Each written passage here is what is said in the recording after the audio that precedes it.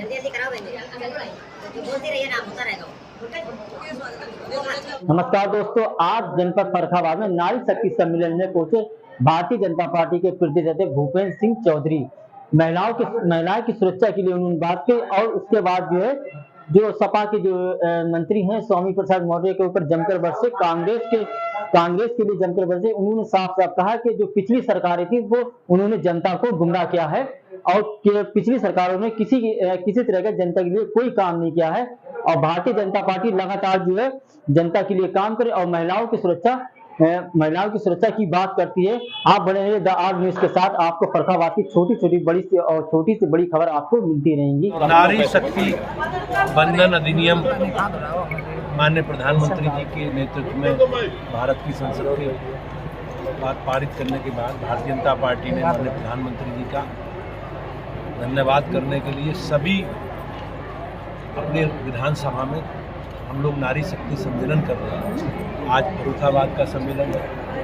हमारी पूरी पार्टी लगातार महिलाओं के अधिकारों के लिए, उनके संरक्षण के लिए, उनकी सुरक्षा के लिए हम संकल्पित हैं और भारत की संसद का धन्यवाद और अभिवादन करने के लिए माननीय प्रधानमंत्री जी का कि उन्होंने लंबे समय की मांग को, देश की आधी आबादी की मांग को पूरा किया है। तो धन्यवाद माननीय प्रधानमंत्री जी का धन्यवाद करने के लिए हम सब लोग मिलकर पूरे प्रदेश भर में सभी विधानसभाओं में ये सम्मेलन हम लोग कर रहे हैं। क्या सर महिलाओं को आरक्षण मिलेगा सीट में? जो आने वाले चुनाव में है उसमें सीट में आरक्षण मिलेगा या ऐसे ही सीटें बांट दी जाएंगी? अभी जो जनगणना प्रस्तावित है, कोरोना के कारण 2021 की जनगणना नहीं हो पाई।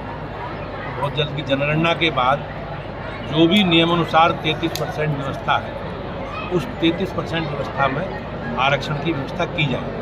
विपक्ष कह रहा है कि को जगह मिलेगी इसमें। विपक्ष कह रहा है कि पिछले वर्ग जो नियम अनुसार आरक्षण की व्यवस्था, विपक्ष जो कह रहा है कि संविधान में, मैंने जवाब दे दिया, जो संविधान में प्रदत्त आरक्षण है राज्य विधानमंडलों में और भारत की संसद में, उसी अनुसार बहनों को आरक्षण नहीं। यहाँ पे किन्नर का वहाँ पर बोर्ड बना दिया है, तो क्या किन्नरों को जगह मिलेगी? मैंने भाई सर, आप क्यों घुमा रहे हो चीज़? भारत के संविधान में जो प्रदत्त व्यवस्था है आरक्षण की, विधानमंडलों में और संसद में, उसी अनुसार आरक्षण की व्यवस्था। पिछले वर्ग के आरक्षण की मांग कर रहा है विपक्ष, जो नहीं है व्यवस्था संविधान में, विधानमंडलों में और भारत की संसद में जो भी आरक्षण की व्यवस्था है, नियमानुसार व्यवस्था है, उस आरक्षण की व्यवस्था में ही बहनों को 33% आरक्षण दिया जाए। सपा ने तो बराबर जो है प्रत्यारोप कर रहे हैं। वहीं उन्होंने सवाल उठाया कि अयोध्या जो यहाँ पर राम मंदिर था वहाँ बौद्ध स्थली थी। राम जन्मभूमि, मुझे उसमें कुछ नहीं कहना, लेकिन ये समाजवादी पार्टी के राष्ट्रीय अध्यक्ष अखिलेश यादव जी को उसका जवाब देना चाहिए, उन्हें जवाब देना चाहिए। जो स्वामी प्रसाद मौर्य बार बार बयान दे रहे हैं हमारे धार्मिक ग्रंथों के बारे में, धार्मिक पुस्तकों के बारे में, धर्मगुरुओं के बारे में, समाजवादी पार्टी का स्टैंड इसमें अधिकृत क्या है? जाति गणना की मांग विपक्ष कर रहा है। बिहार में आंकड़े आ गए हैं। हम लोग सामाजिक समरसता की बात करते हैं, सामाजिक सद्भाव की बात करते हैं। हमारी प्राथमिकता में जाति नहीं है, गरीब, और हमारी सरकारें गरीब कल्याण को समर्पित है। स्वामी प्रसाद मौर्य ने एक और बयान दिया हुआ कि जब भगवान राम है, करोड़ों के मतलब जो है आस्था के प्रतीक है, उनकी प्राण प्रतिष्ठा की क्या जरूरत है? क्या मतलब जो है कि लोग जो है भगवान से ऊपर अपने को मान रहे हैं? उनका कहना, हमारे लिए देश के 140 करोड़ लोगों की आस्था और विश्वास से जुड़ा है राम मंदिर का निर्माण। भगवान श्री राम के मंदिर के निर्माण के लिए लगभग हजारों साल से देश का समाज संघर्ष कर रहा है और हमारे लिए गर्व की बात है कि भगवान श्री राम का भव्य राम मंदिर अयोध्या में बन गया और भगवान राम लला अपने गर्भगृह में स्थापित हुए। स्वामी प्रसाद का कहना है विपक्ष को भी बुलाना चाहिए। ये जो ट्रस्ट है, उस ट्रस्ट को तय करना है, लेकिन देश के सभी लोगों की आस्था से जुड़ा विषय है, किसी के लिए कोई प्रतिबंध नहीं। उनका कहना है कि जो मंदिर बनाया जा रहा है वो हजारों वर्षों पुराना है, नया इसमें क्या है जो उद्घाटन होगा? हजारों वर्षों पुराना भगवान राम का मंदिर है, सुप्रीम कोर्ट के आदेश से मंदिर बन रहा है।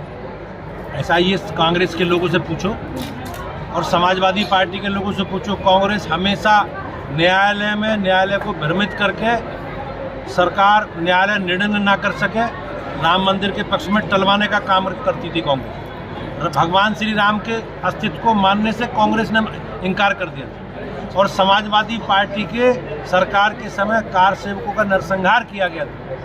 स्वामी प्रसाद का कहना है कि बीजेपी और धर्म के ठेकेदार हैं, कुछ भी कर सकते हैं।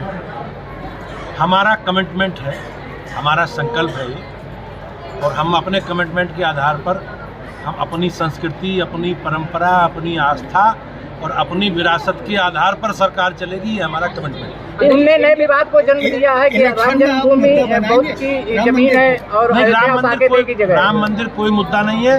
राम मंदिर हमारी देश के करोड़ों लोगों की आस्था से जुड़ा है। मध्य प्रदेश में और जो सपा के बीच कांग्रेस की खींचातान हुई, क्या इंडिया गठबंधन कहीं न कहीं जो उठा था और अब वो यहाँ तक अखिलेश यादव ने, ये स्वार्थी लोगों का गठबंधन है, मौकापरस्त लोगों का गठबंधन है, और ये जो भ्रष्टाचारी लोग हैं वो अपने परिवार को अनैतिक संपत्ति जो इकट्ठा करी है उन्होंने, उस पर लोगों का ध्यान ना जाए, उसे बचाने के लिए गठबंधन कर।